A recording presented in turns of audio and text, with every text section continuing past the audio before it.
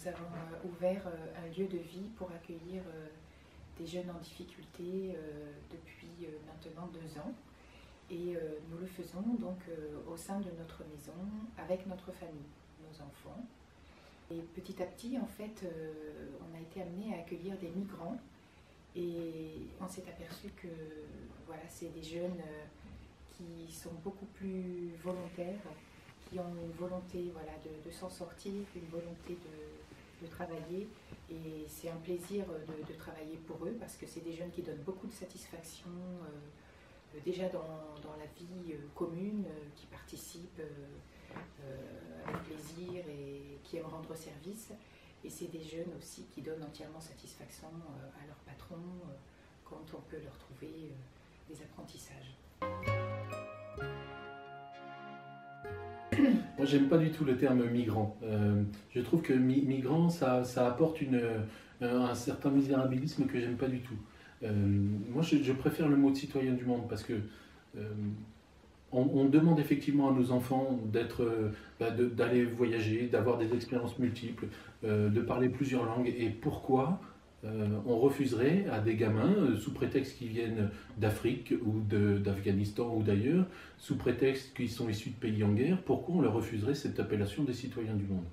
Ce défi, en quelque sorte, qu'on a décidé de relever, en disant, mais allez, et si on les regardait autrement, ces jeunes qui viennent de l'étranger, voilà.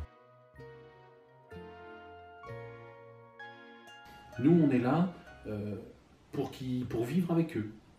Quand on les accueille, on vit avec eux. On est là pour apporter un message.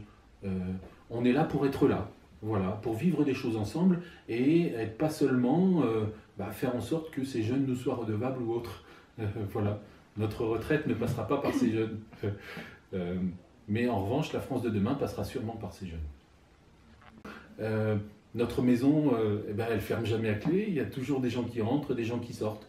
Et puis, là où je suis assez fier, c'est que nos enfants, finalement, s'ouvrent aux autres et inconsciemment ou consciemment ont compris le message.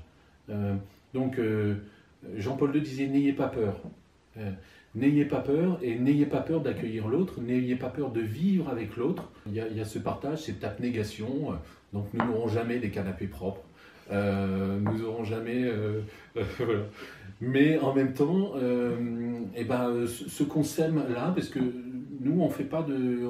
nous sommes éducateurs quelque part, mais nous ne faisons que semer des petites graines. Et ces graines qu'on sème, à travers notre présence, à travers le temps qu'on donne, à travers les coups de main ou les échanges qu'on peut avoir, ce sont des graines qui à terme vont donner des jolies fleurs. Et c'est aussi ça qui m'anime. Et puis bien sûr, ce qu'on peut espérer, c'est que tous ces jeunes accueillis, un jour à leur tour, ils se rappelleront qu'ils ont été accueillis et qu'ils en accueilleront d'autres de la même façon.